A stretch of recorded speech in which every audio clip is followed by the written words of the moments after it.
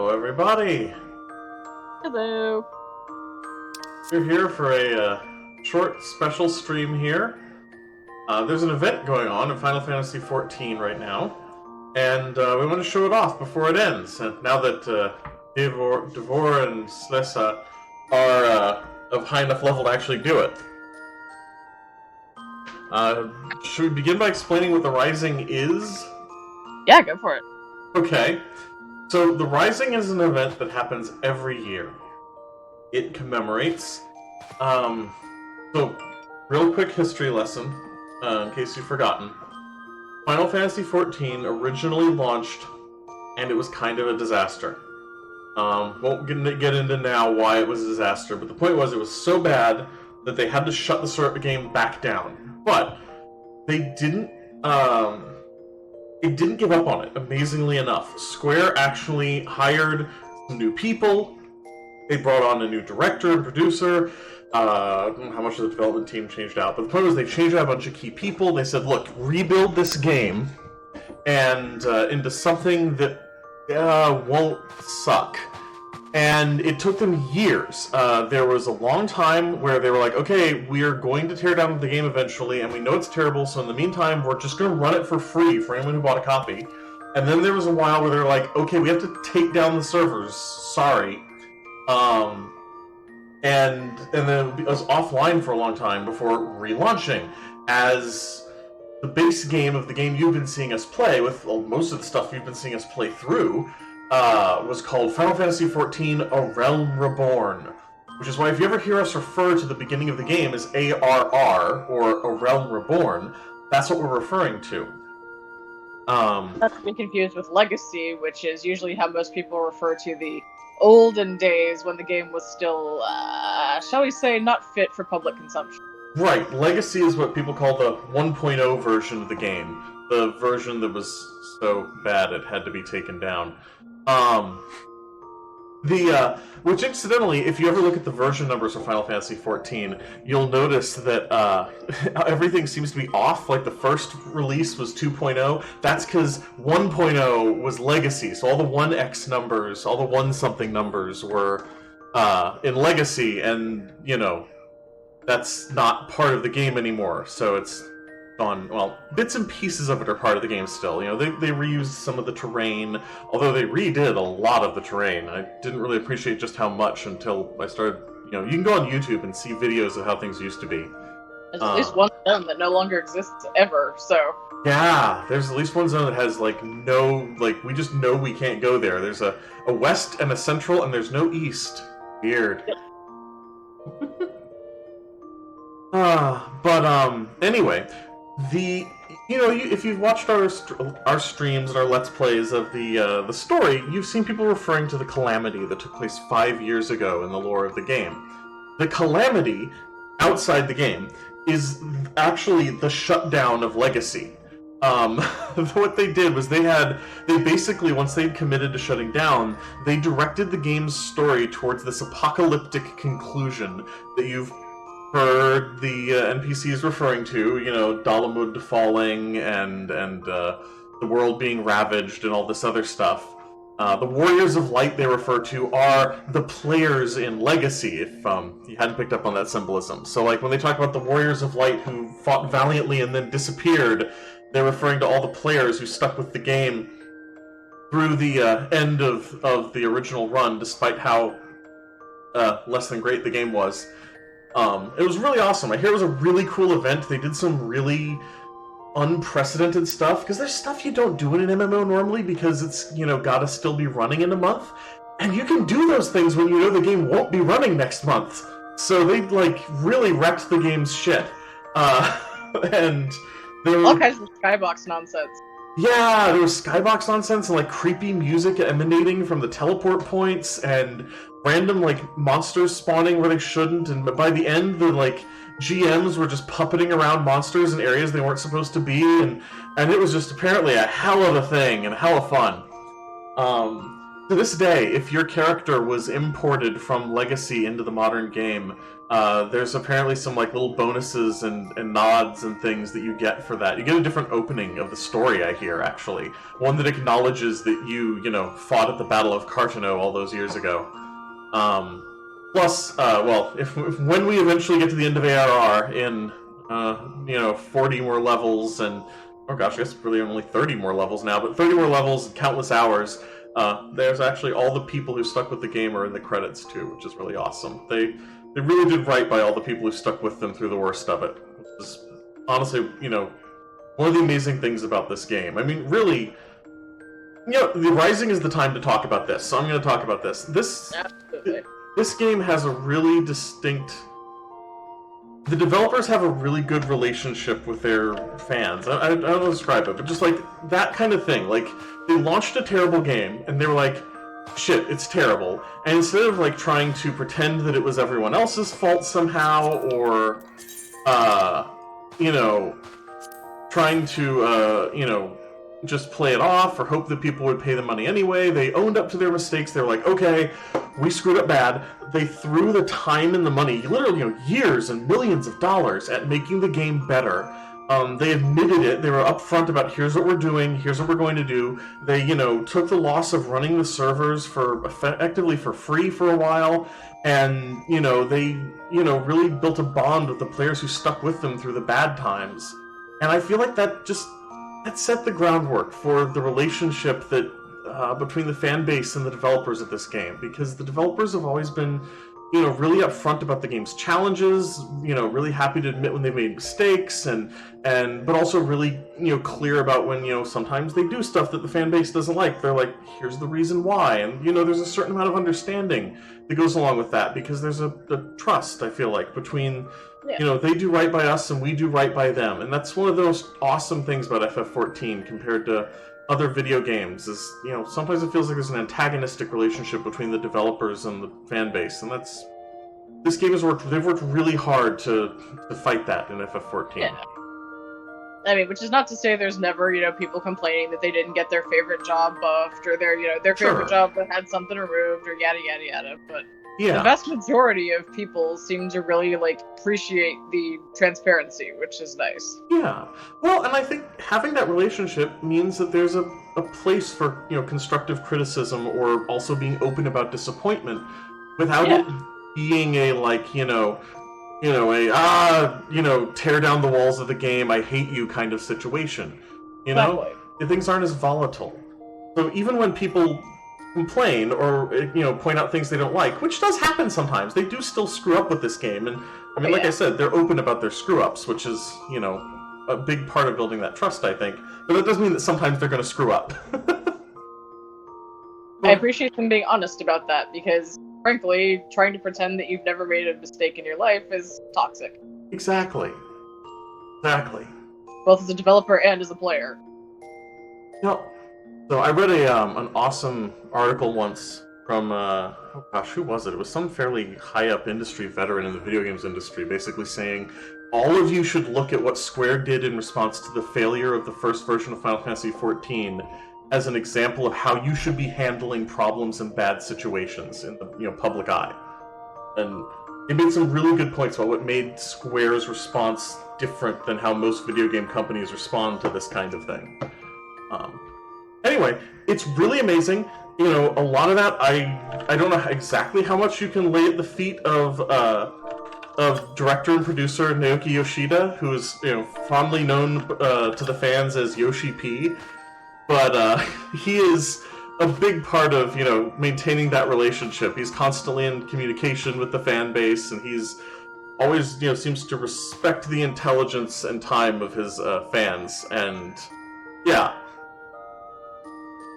And all of that will be very relevant shortly when we get to the actual event. So, getting back to the event, my point in all of this diatribe was to just say that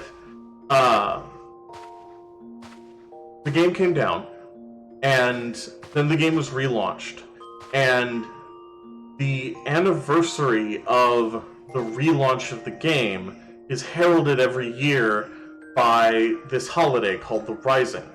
So, Rising is literally the game's anniversary. It's the anniversary of ARR coming out. It's also in-game a commemoration of the Battle of Carteneau and the Calamity. So conveniently, again, because the Calamity is both a real-world thing where they shut down the game and an in-lore thing where the world was nearly destroyed, or at least this continent was nearly destroyed. It's conveniently the two can be one thing. And so every year they have this event.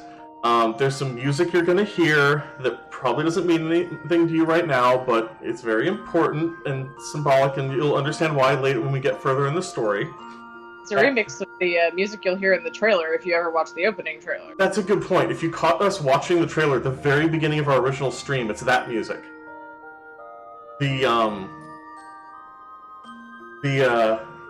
There's always something to kind of, that ties into the whole anniversary of the Calamity thing, and then there's something that happens every year, which we'll get to when we get there.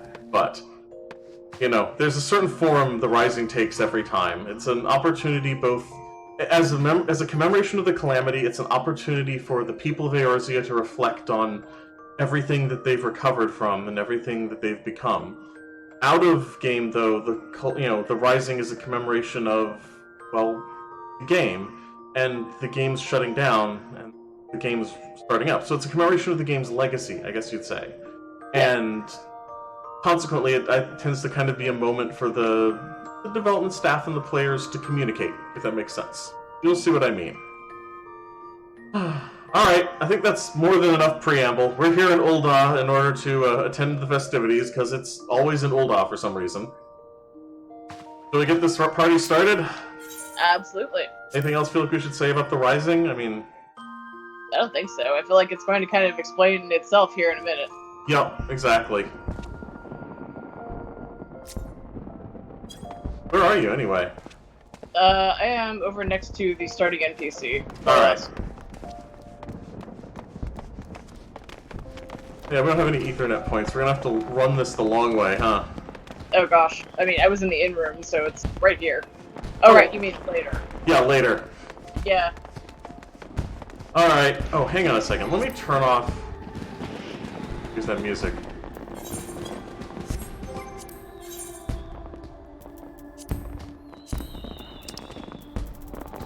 If you have not happened to hear the trailer music at any point, you should absolutely look up Answers from Final Fantasy XIV.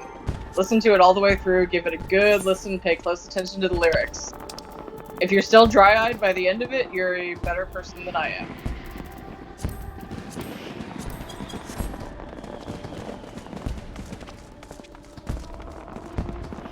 There we go.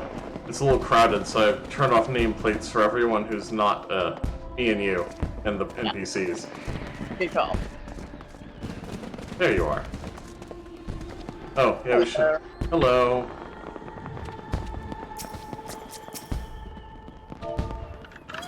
Hey, how come your default wave is so uneffusive? Because I'm a Viera. We're supposed to be kind of restrained and aloof.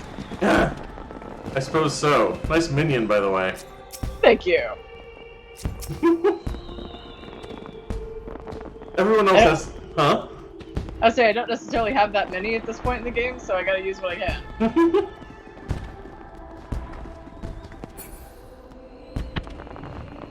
Oh yeah, there's fireworks too.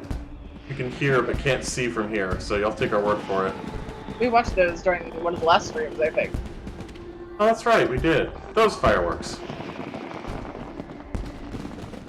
You can see... They were also here for a previous event, but that event has long since ended, so... Yeah. Due to, time restrictions, they had to run 2 events of fireworks back-to-back. So we've had fireworks for a while in the game. They are very pretty. I'm not complaining. They're great. I just wanted to show off the decorations this year.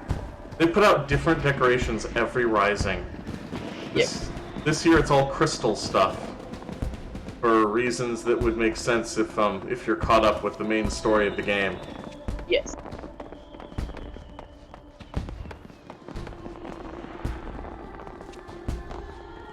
They have these beautiful, like, candelabras blue crystal and gold or brass or something everywhere. And these balloons. Oh, this symbol here, this is, of course, the symbol of the main story quest. But in-game, it's also the symbol of the Rising. Again, sort of the meta and the narrative bleeding into one another. I think it's supposed... Huh? Sorry, go ahead. I was saying, I think it's supposed to be Dalamud, the moon falling, that you might have seen in some of the cutscenes we saw so far. What were you going to say? I was just going to say we should shut off the fountain before we finish this, but... Oh, yeah. The one in the middle? Yeah. Yeah. We have to go there anyway later, so... That's right. But yeah, the cities, all the cities are just decked out in these crystal decorations. But, yeah, there's one part of Ul'dah that got extra special treatment, which we'll see later.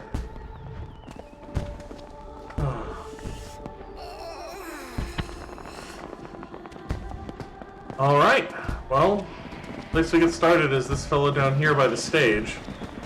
Shall we get going? Absolutely. Oh, lovely painting. Is that a painting? Hmm.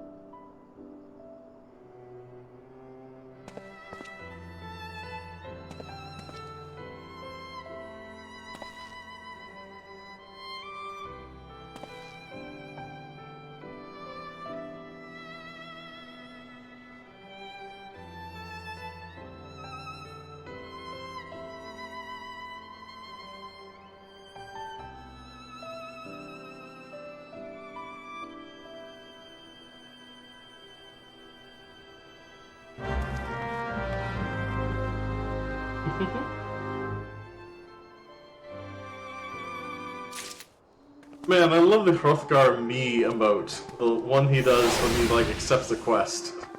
Ah, yes. It's great. Have you seen this thing? Yeah, it's pretty good. Yeah. They're like, hand behind the back, chest thump. Yep. It's got a lot of character to it. Yup. Alright. Well, good handing out these flyers, huh? Yep. That's the bell. Which we'll be running every step of the way because we neglected to get the Ethernet nodes last time we were streaming. Oh my, naked Catboy. Wow. That's quite naked. Do be sure to grab any Ethernet nodes we don't have for the sake of, doing it.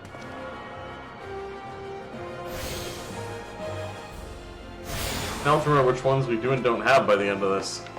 Yep. Unless we want to do a whole tour of the city here. Eh. Yeah, I don't think there's decorations and everything, so. Oh, it's not hey. Heaven's turn. What? This is not Heaven's turn, Yeah. otherwise known as New Year. Hey, look, it's Jaban himself. What you doing? Yeah. Ah, right. Busy, of course.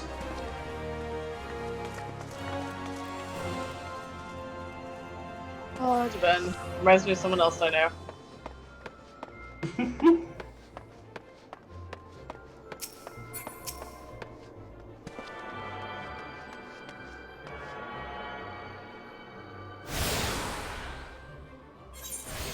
Alright. So we're gonna have to run down to the Weavers Guild the long way.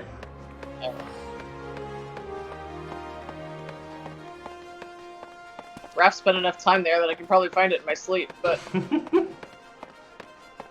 Undoubtedly.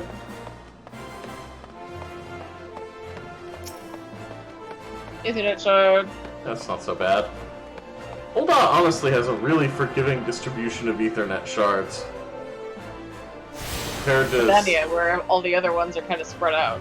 Yeah, Gridania... Limsa has a few dead zones. Problem. That's a good point. Well, one dead zone. One really annoying dead zone. Yeah.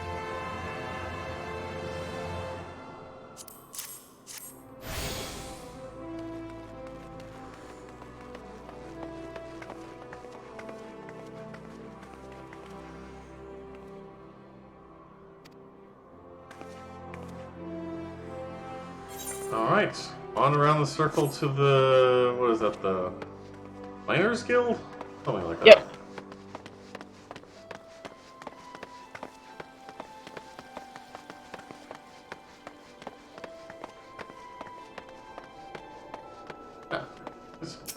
And another Ethernet shard.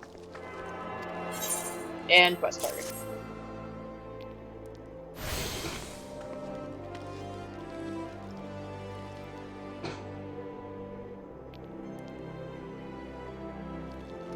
My minion is blocking the quest target. There we go. That's what he looks like, folks.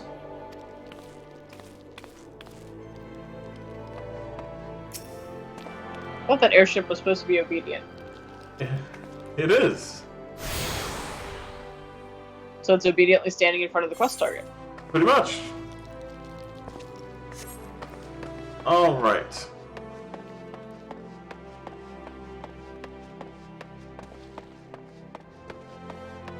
No, there's another Ethernet shard.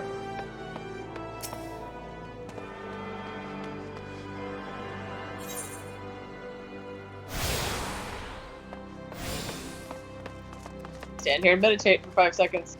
Huh? Oh, on the Ethernet shard? Yep. Yeah. Alright, this the fountain you wanted to show off? Yes. This room is always pretty, but especially during the Rising, it's great.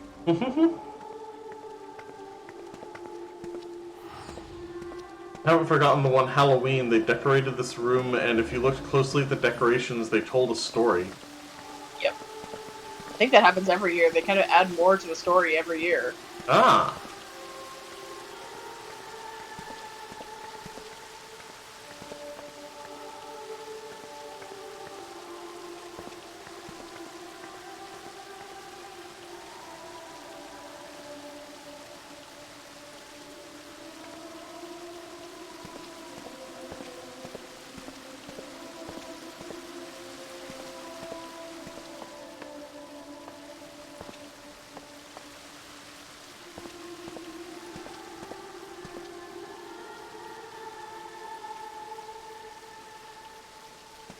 It is really pretty, huh?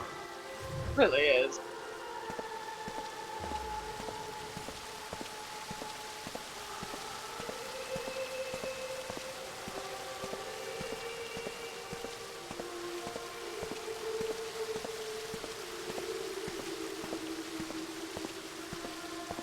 I guess I can make the hear, think, feel reference since everyone heard it in the opening, so it's a good place to hear, think, and feel. Yeah.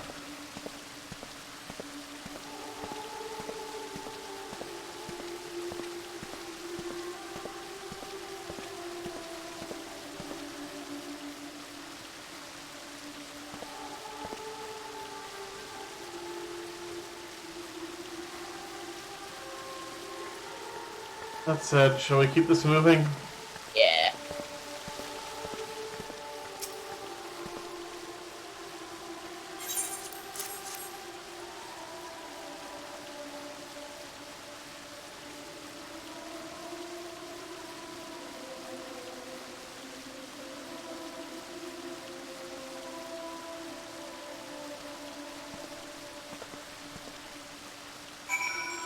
Yes. Minstrels. Yeah, it's not him. Oh. Might as well pick up this Ethernet shard over here and then teleport back to the Sapphire Avenue. Yeah. This city is such a maze. It really is. I mean, you do get used to it in time, but first month or so is pretty overwhelming. Even then, like, I'm not used to navigating down some of these hallways because I'm used to just remembering what Ethernet shards some things are near. Yeah, true that. Uh-oh. So there's some new guys spawned by our friend Javen. And yeah.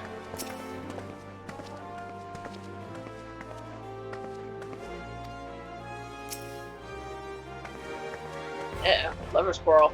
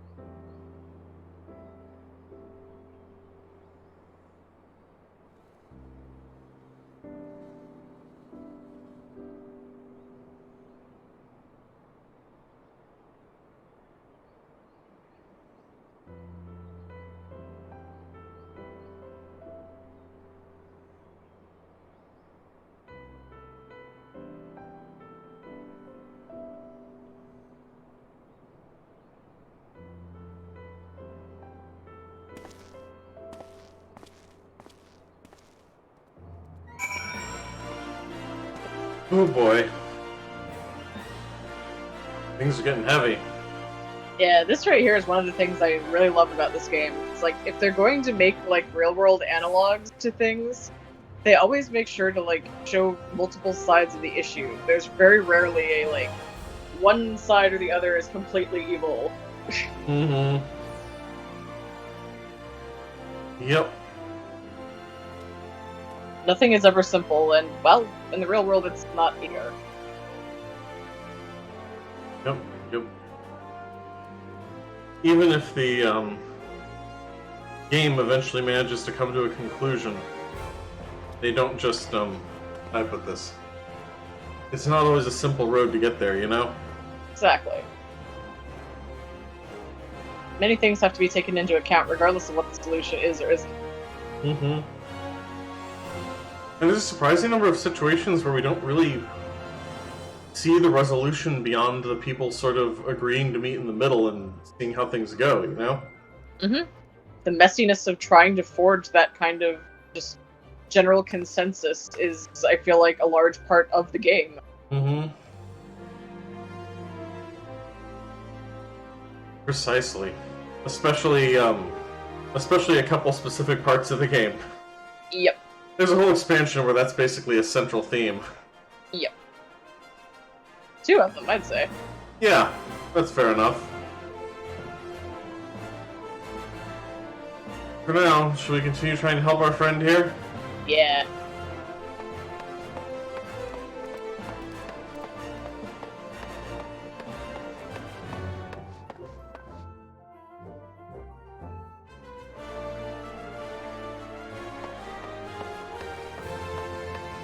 There's a lot of people with very funny names on the server.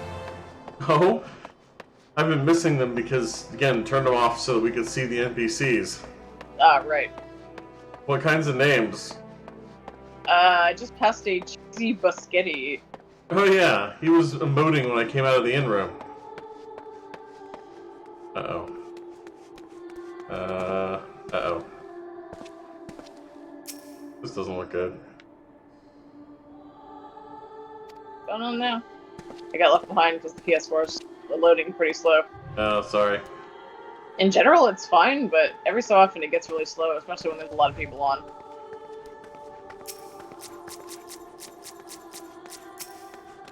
Huge catastrophe, huh?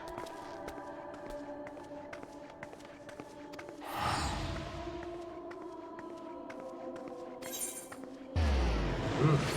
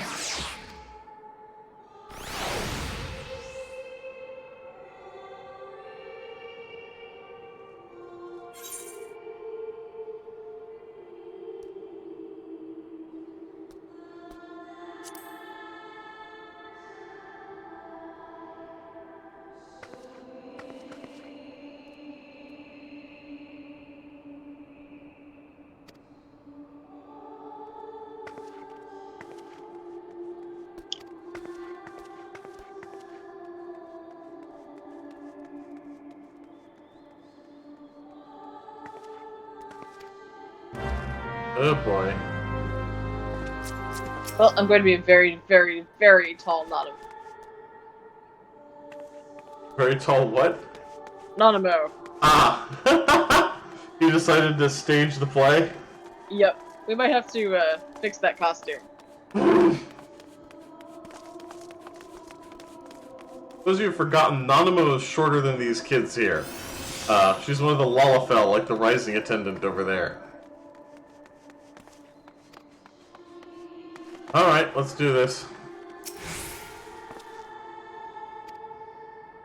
You'll definitely have the advantage on me since you've done more of them than I have.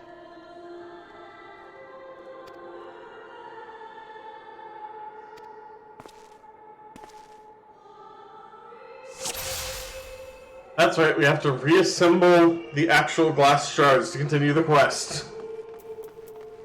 This is definitely new. This is not something that they've ever done before. Mm-mm. There's always a couple of different things that are new each year.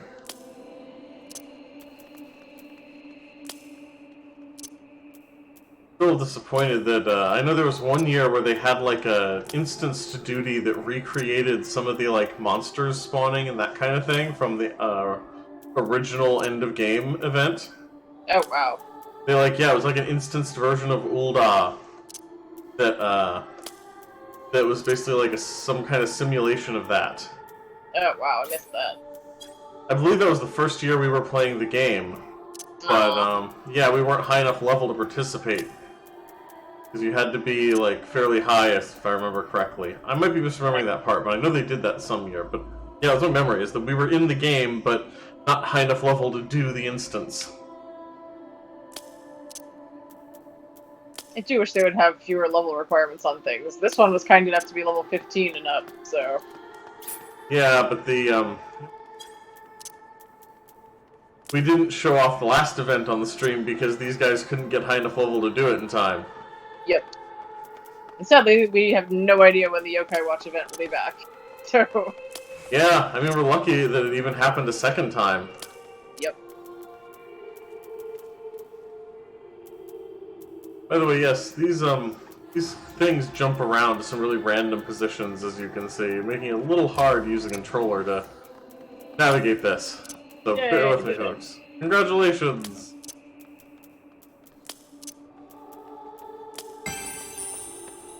Yay! Same! Whew, I beat you for once. Mm-hmm. Congratulations. Thank you.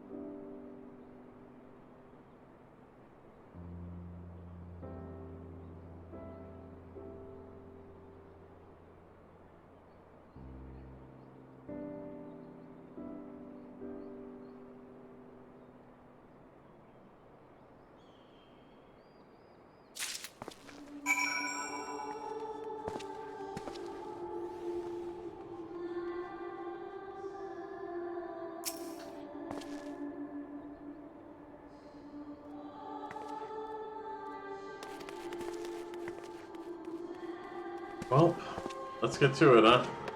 Absolutely.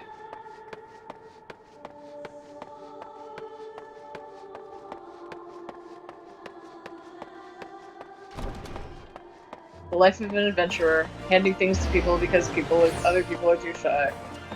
Pretty much.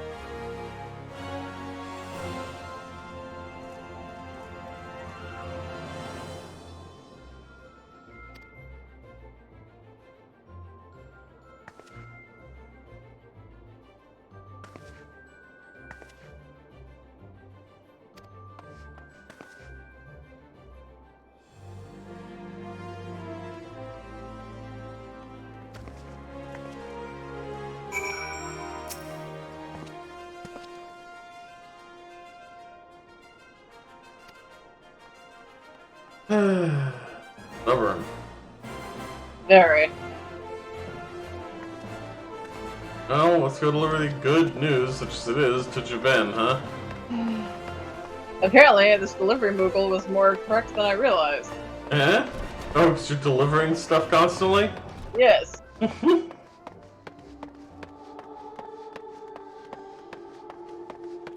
we can't use your airship to get around. Yeah.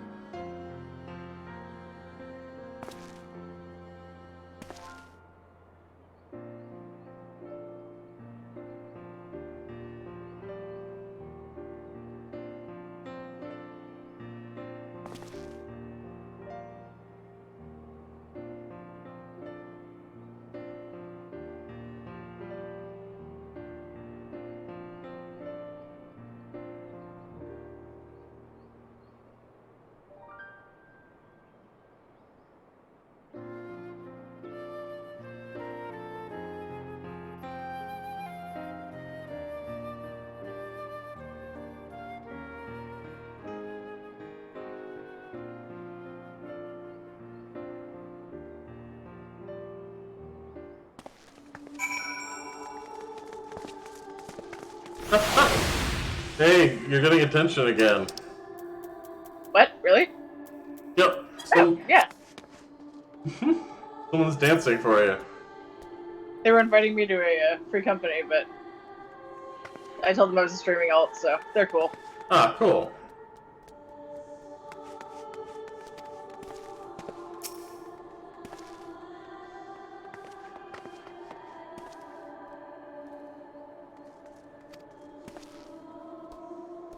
Right. Seems the musician wants to talk to us. Alright.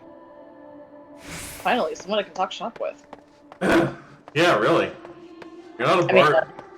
I haven't learned how to perform yet, but people tell me I have a good singing voice. Glad to hear.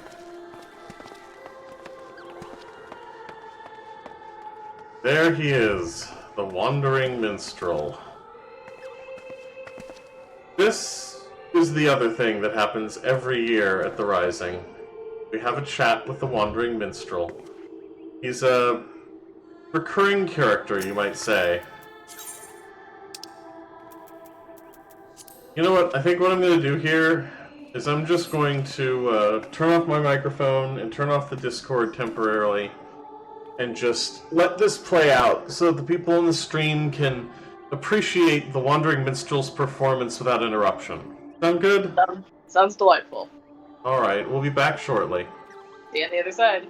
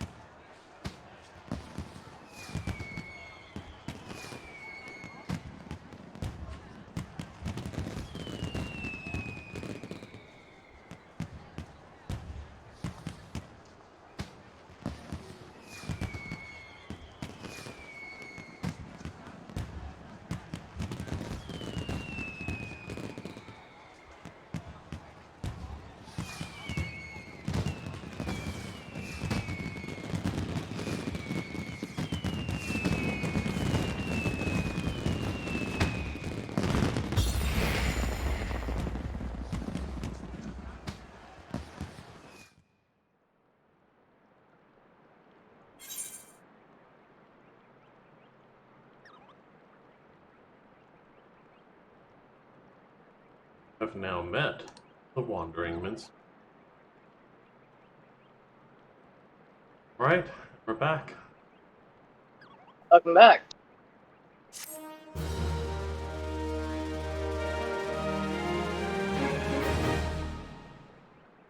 You've unlocked the Jigsaw Puzzle minigame! Yay!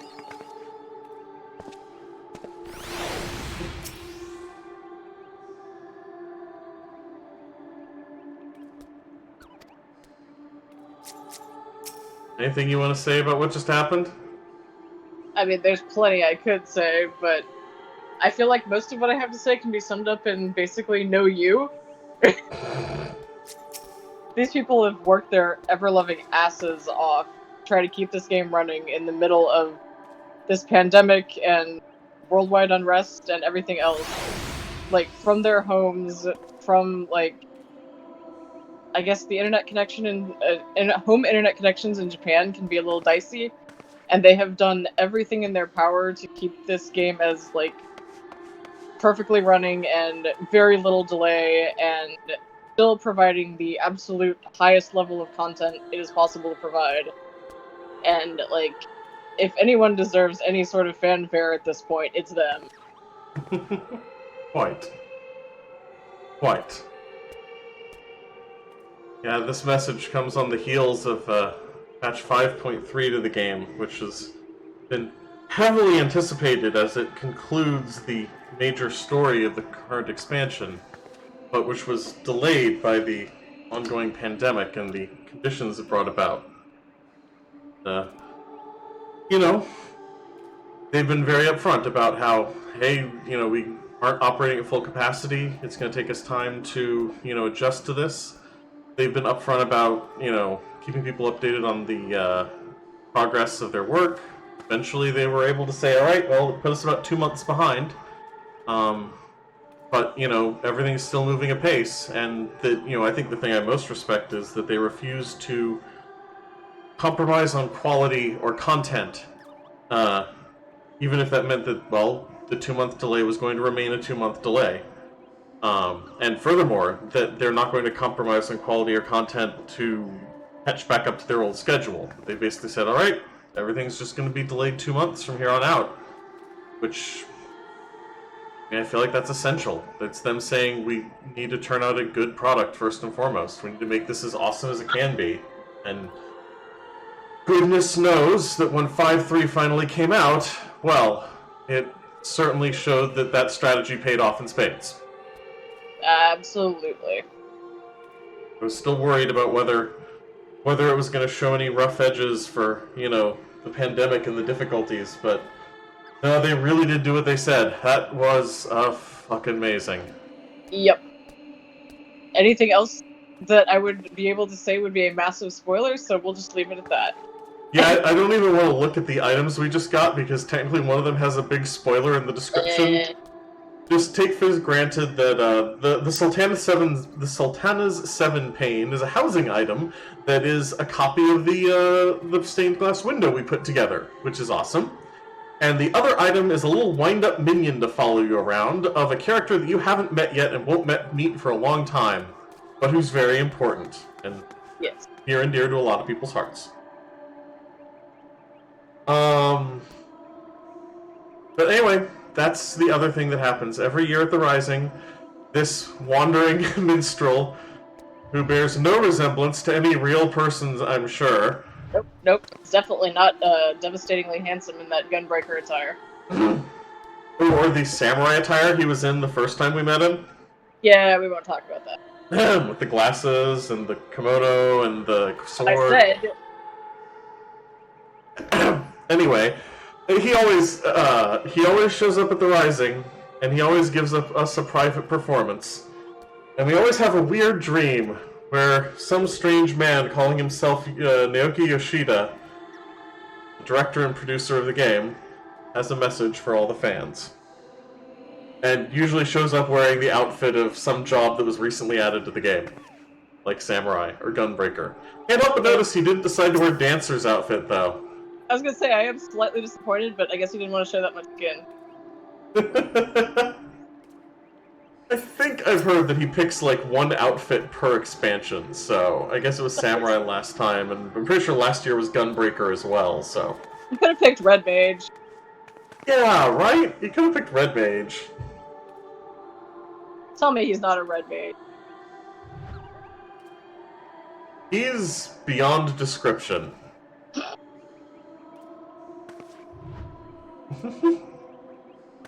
But that's that. That's the Rising, folks. Yep. We've helped two friends get back together.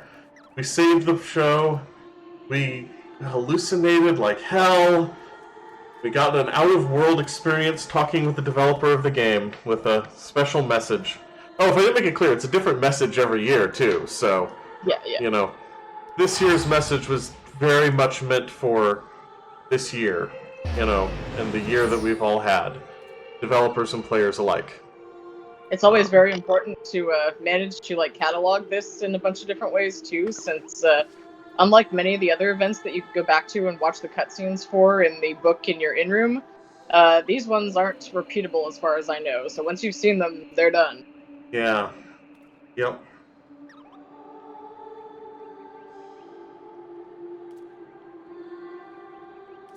Hey, that reminds me, remember last year when they had us picking up bottled messages on the beach? Yeah. And they were with messages from the rest of the development team? That was really cool, too. That was... Yeah, I still don't think I've stopped crying after that one. Oh, it was so good. There were some real heartfelt messages in there. Yep, and they're, like, at least half of them were from, like, various people in the game. Yeah. So, for example, it was like, this letter is from your Chocobo companion you use that fights with you and like stays by your side through the whole game, or you know your minions that follow you around and you know love you because you take them cool places, and it's very cute. Mm-hmm. But they were all also kind of XPs for you know the members of the development staff and whatnot. Yep. Some of them literally just said that they were from you know someone on X team. Others, as you say, were from the perspective of your Chocobo or one of the innkeepers from the beginning of the game, or etc. Yeah. If I have one regret, it's that we never saw all of them because we hadn't finished the story at that point. Yeah, too afraid of spoilers. Yep. Sure, they're saved for posterity somewhere. Oh, surely. Surely. Well... Oh, it's been an honor, once again, to meet you. Definitely not Yoshi P.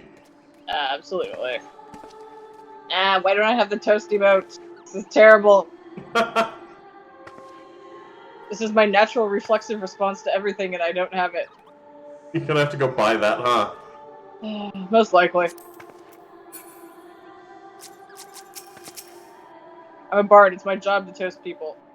You know, that's very true.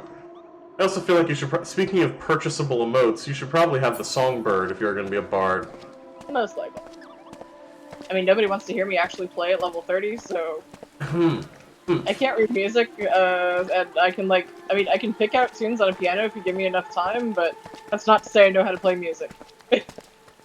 All things with practice. Practice makes perfect. Honestly, I would love to learn. I just need patience and the time for it. Mm-hmm. I'm so jealous of all the people actually playing good bard music around here. It seems so fun. Yeah, it does. If we haven't talked about it, the bards in this game can get access to actually playing music that... Oh yeah, we showed it off last time by accident. The bard who's playing various songs from other Final Fantasies and other Square games. Yep. I went and listened to her for a while. She's very good. Excellent. Yeah, I tried to stay away just in case... Well, we talked about this last time. Yeah. I'm glad she was good. Even the ones who aren't good, it's great to see people trying and practicing. Exactly. Sometimes it's the little mistakes and stuff that make it more endearing. Yeah. There are definitely people that, you know, hook up their at-home synthesizers and drum kits and stuff and go to town, but... Yeah. You've got the people who are playing on a gamepad or a keyboard, like a computer keyboard. You've got people who figured out how to bridge an actual, like, musical instrument or MIDI keyboard or something to the game's music controls, which is absolutely a thing, believe it or not. Not that the game supports MIDI, they're translating from MIDI to keyboard strokes to video game commands. Yeah. But, and then there are some people who, have figured out how to basically automate playing pieces of music. You got all kinds. It's very cool. But it is always really great when here's someone who's clearly actually trying to pick something out on a gamepad to the best of their ability. Yep.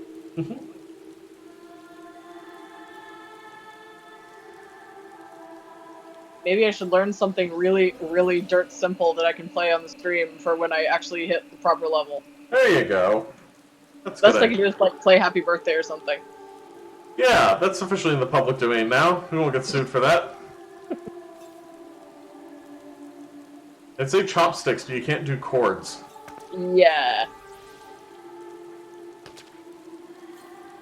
I can fake chords, but that's a level of finesse that I'm not sure I have yet. Yeah.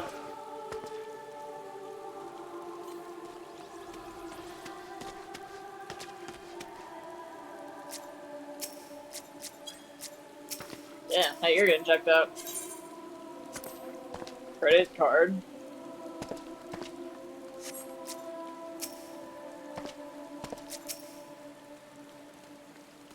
Unfortunately, if she's sending me any messages, I don't... Ah, there we go. Alright, then.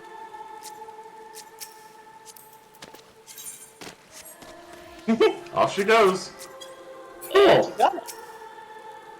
I have all chats turned off, so if anyone tries to talk to me, I won't know. Nope, she didn't say anything. And then there was a naked Aura. Life is a rich tapestry in Eorzea too. Alright.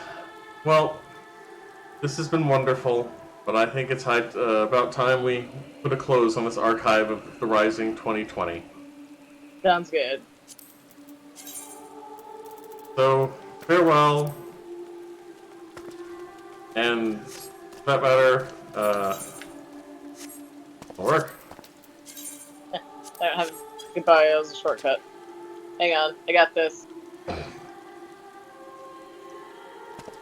There we go.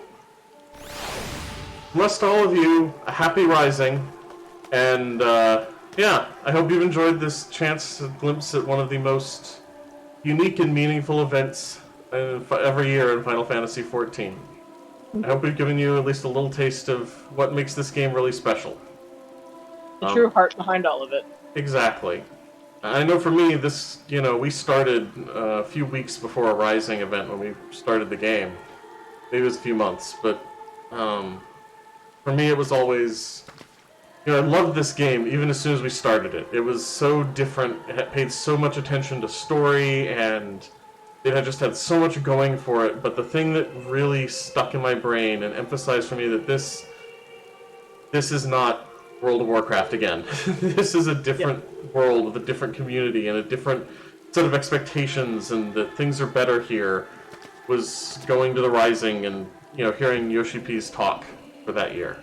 So. And again, after you've watched this, go back and watch the opening trailer for this game, because I don't think we actually sat and watched the entire thing on the stream, because it's quite long. But again, keep in mind that everything you're seeing there was the end of the server and actual players. Yeah. And see how badly that messes you up. It's kind of uniquely awe-inspiring. Absolutely. Absolutely. One of those things it messes up people in the story, in the world, and it messes up people in the real world, because it crosses lines in beautifully parallel ways. And I would say a lot of things in this game have that effect.